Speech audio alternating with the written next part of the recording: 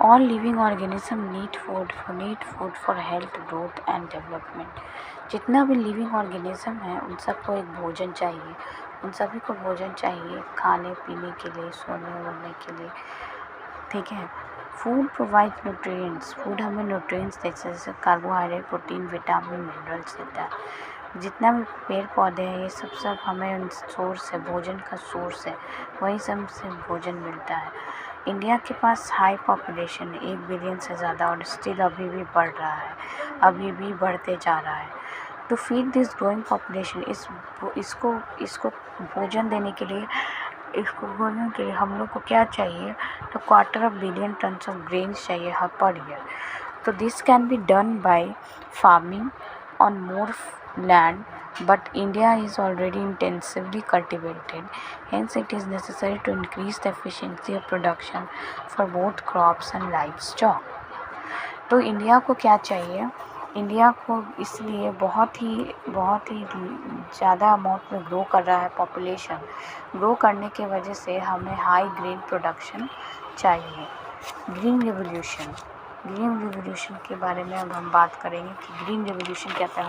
अगर हम थोड़ा बहुत जानते हैं तो उसमें प्रोडक्टिविटी फूड का इंक्रीज़ करने के लिए हुआ था, फूड के प्रोडक्शन को, तो वही चीज़ है। It is a program introduced in many countries to increase food production. Programmes को इंक्रीज़ करने के लिए फूड प्रोडक्शन को by use of modern technology, proper irrigation, improve seeds के द्वारा सीड का प्रोडक्शन को, फिर प्रॉपर इरीगेशन हम आगे पढ़ेंगे इरीगेशन क्या था। फिर वाइट रिवोल्यूशन आया, ये भी एक प्रोग्राम था जिसमें मिल्क का प्रोडक्शन को इंक्रीज़ किया गया, दूध के प्रोडक्टिविटी को अक्रॉस इंडिया में, ठीक है, प्रोडक्शन ऑफ मिल्क। अब है आखिर हमारे पास भोजन तो आ गया, भोजन हमें सोर्स भी मिल गया कि हमें भोजन कहाँ से मिलेगा, है ना, भोजन का सोर्स भी मिल गया कि हमें भोजन कहाँ से मिलेगा, पेड़ पौधा से मिलेगा, पेड़ पौधा जानवर से मिलेगा। लेकिन अब हम ये जो क्रॉप का यील्ड का इम्प्रूवमेंट कैसे करें, क्रॉप के प्रोडक्शन, क्रॉप समझते हैं जो कि लार्ज स्केल पे ग्रो किया जाता है फूड को, उसको हम लोग क्रॉप कहते हैं। क्रॉप हो गया आपका जैसे सीरियल्स, ठीक है, pulses, seeds, vegetable and spices and fruits. आइए हम चैप्टर का स्टार्टिंग करने जा रहे हैं। Types of crops. Cereals, they include crops जैसे वीट हो गया, राइस हो गया, मेज हो गया, बार्ली हो गया। They provide us carbohydrates. Pulses. These include leguminous such as green pea, black grams, green gram, lentil. They provide us proteins. हमें दाल से क्या मिलता है, प्रोटीन मिलता है। Seeds. Not all seeds of plants are edible like seeds of apple or cherries. Edible seeds include cereals, pulses and oil and nuts.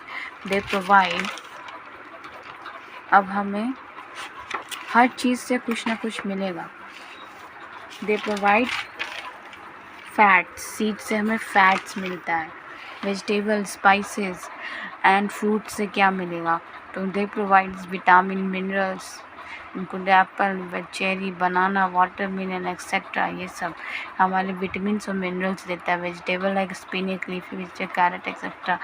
Species like cherry, black pepper, fodder, crops, oats etcetera. Crop season, crop का भी एक season आता है, दिख रहा है, crop का भी एक सीज़न आता है।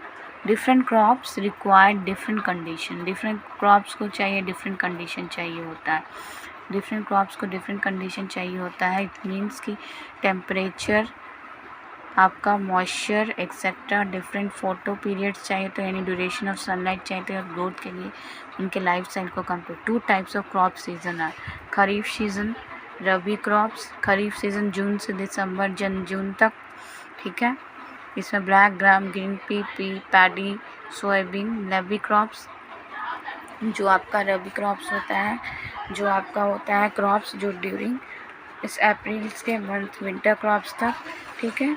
Approaches which enhance the crop yield are following. Crop variety improvement, ठीक है, अप्रोचेस जिससे कि हम क्रॉप के यील्ड को बढ़ा सकें। तो पहला क्रॉप के वैरायटी को इम्प्रूव करेंगे, क्रॉप प्रोडक्शन को इम्प्रूव करेंगे, crop product protection, impairment, improvement करेंगे।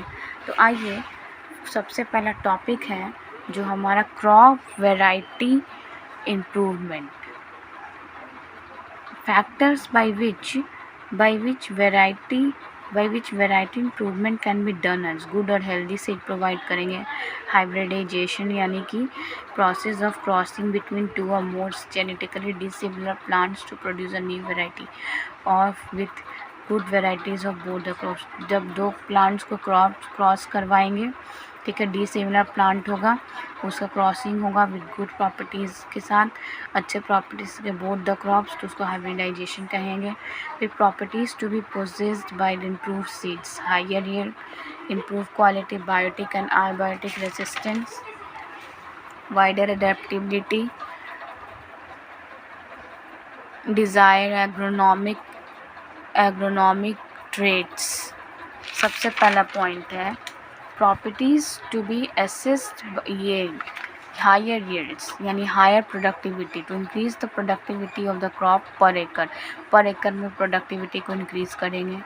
इम्प्रूव क्वालिटी को बढ़ाएंगे, crop abiotic and biotic resistance को बढ़ाएंगे, due to biotic and biotic factor resistance to these factors बढ़ाएंगे, ठीक है। Can improve crop production, wider adaptability को बढ़ाएंगे, crop which can be grown in different conditions, it helps in setting high production.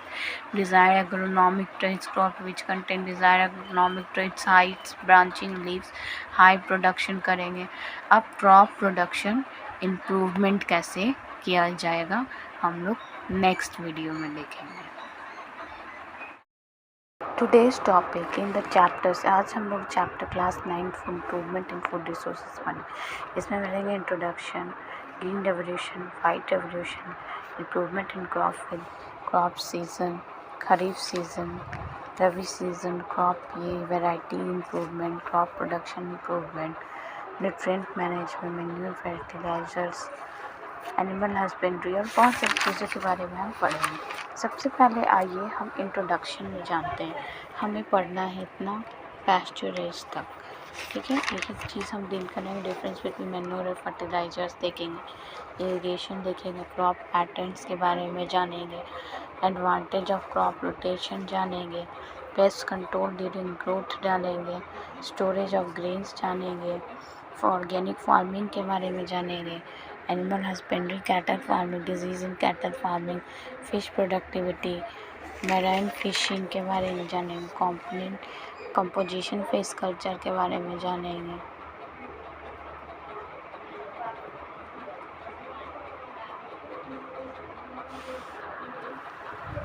Composite fish culture के बारे में जानेंगे, B keeping के बारे में जानेंगे, एपीडी के बारे में जानेंगे, हनी पैस्चरेज के बारे में जानेंगे।